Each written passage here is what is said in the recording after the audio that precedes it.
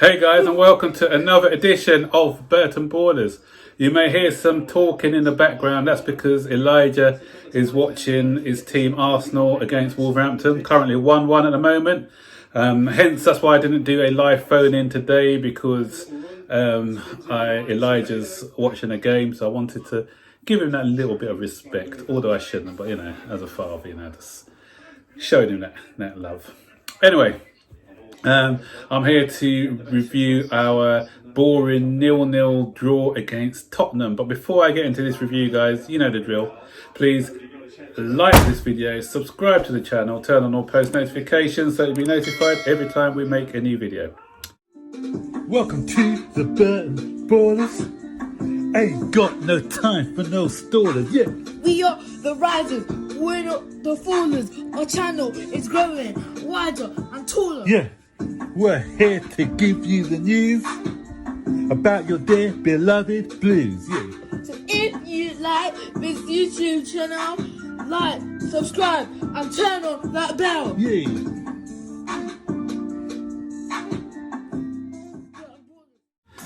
So, don't call me a soothsayer or a prophet or whatever, but I told you what was going to happen in this game. I told you it's going to be a tight, boring game. I told you what we expected from Mourinho. It's not rocket science. Low block, park the bus, try to spring traps for Chelsea, hit us on the break. First half, but let's start with the team selection actually. And if only Frank Lampard had listened to me and my reasons for the team that I selected. The team he selected was exactly the same, apart from one key player for me, and that key player who I think should have started was Giroud ahead of Tammy Abraham. So we're going to go into the reasons why a bit later in this review, because I said when Tottenham played last week against Manchester City, Tottenham were allowing them to get the crosses in because they were dealing with all the crosses. And I think as tall as Tammy Abraham is and as big as he is, he doesn't impose himself enough. He hasn't got great movement. And so Giroud, I thought, would have given Tottenham more problems in this game than Tammy. So apart from that, I thought every other selection was the right one for the reasons I explained in my preview video.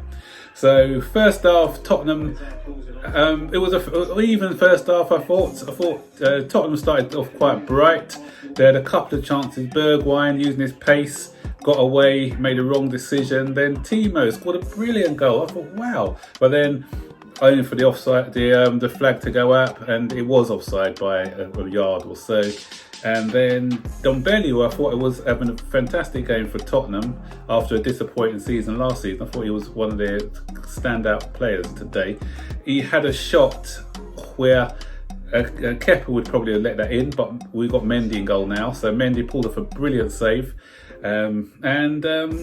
Tottenham were, they were playing quite clever, because they were just sitting back and setting traps for us. And once they got the ball, they were using it well. They were breaking at pace. They were passing it well, a lot of good crisp passing. But I think Frank was wary of that, having watched the Man City game, and said, you know what, we need to watch them in transition. So a couple of times when we did lose the ball in transition, we were able to get back into our defensive shape and keep Tottenham at arm's length. So a lot of people are saying, oh, we're a bit negative or whatever, but Man City, they are one of the best attacking teams going, but Man City fell into that trap. Man City fell attacking, and they left themselves a bit open on the counter, and Tottenham took advantage of that. So I can understand why Frank was a little bit cautious in his approach as well. So he wanted to sort of influence the game from an attacking point of view, but he also had to remember to be wary when Tottenham turned the ball over.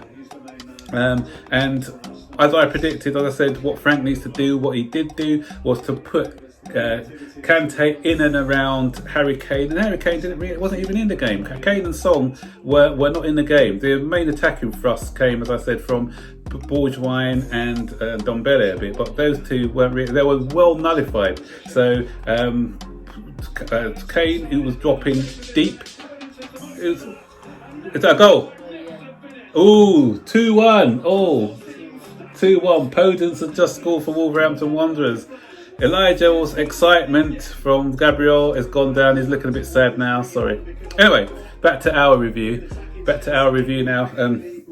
So we nullify that threat of Harry Kane by having Kante in and around him. So the ball wasn't getting to Harry Kane in those deep positions. So Harry Kane wasn't allowed to influence the game and play those through balls into Son like he has been doing in previous games. So I thought we got that part of the tactic spot on.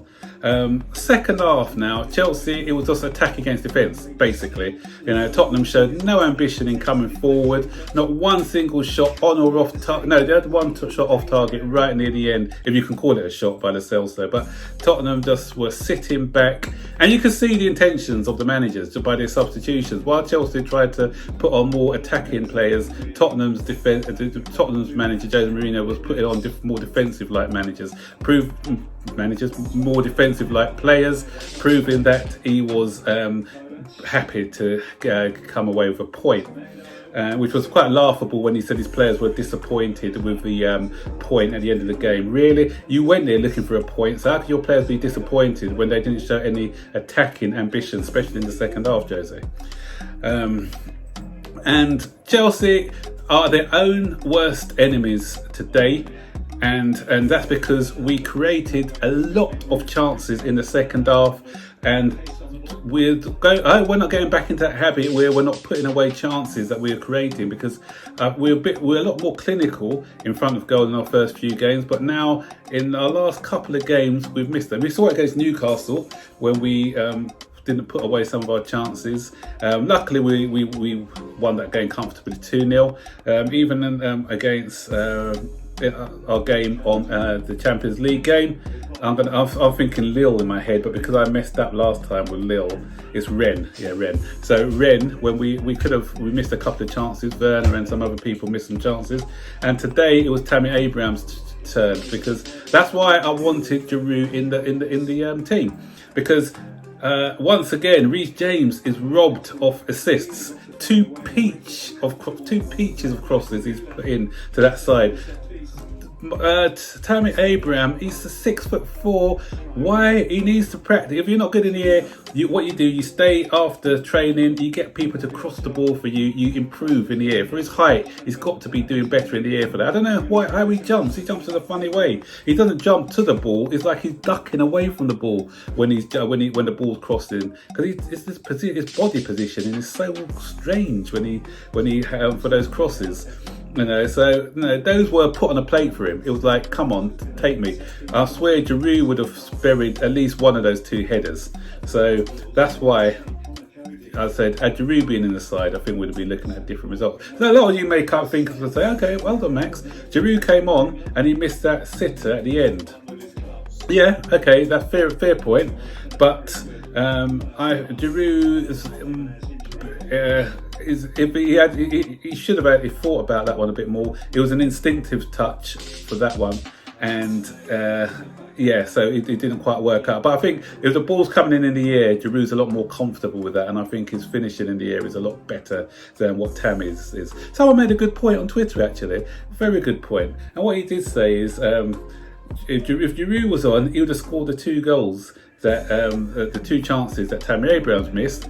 But if Tammy was on, he would have scored the chance that Giroud missed. So I thought that was a great point, actually, because I've seen Tammy Abraham score goals like that before. And yeah, as I said, Giroud is better in the air. He's not a bad finisher on the ground, but I think he's very good in the air. And that third one that Tammy Abraham's missed, what was that about? Bambi on ice? I don't know what he was doing. Why did he fall over? Again, another strange position when the cross came in. And if he had stood on his feet, he's got a tap in there, but he's falling over. I don't know why he's twisting his body and falling over. That's weird.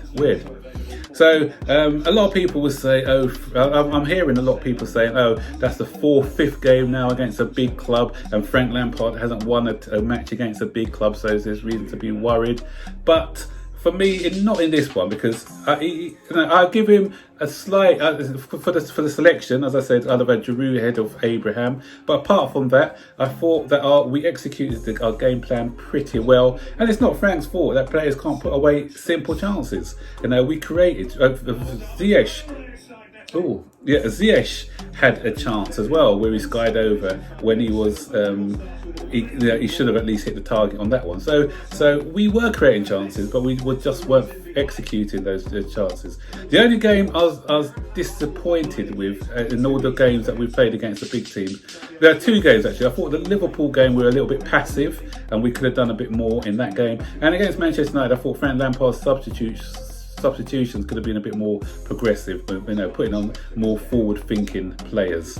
But apart from that, I think we're doing okay. If we're looking at it from a glass half full thing, we could say we've only conceded 3 goals, 2 of them against Liverpool. The other, Manchester United failed to score against us. Tottenham failed to score against us. And they're using the Sevilla game. Sevilla didn't score against us neither. So defensively, we are very good and solid. Chances will come. We're not going to be missing chances like that every game. There are going to be times where we take those chances. But over the 90 minutes, Chelsea were the better team. Tottenham would have been happier with the draw than Chelsea did. We're still in third place. We're still in touching distance of Liverpool and Tottenham. So there's a lot of reason to be cheerful. And Pulisic is coming back from injury as well. So lots of positives to take away. So guys, it's your turn now. Comment below. What do you think of the match? What do you think of the team selection? What do you think of our players overall? General performance of our players. Put your comments in there, guys. And don't forget, as always, to like, subscribe, turn on all post notifications so that you'll be notified every time we make a video. Until then, guys, take care. Bye-bye.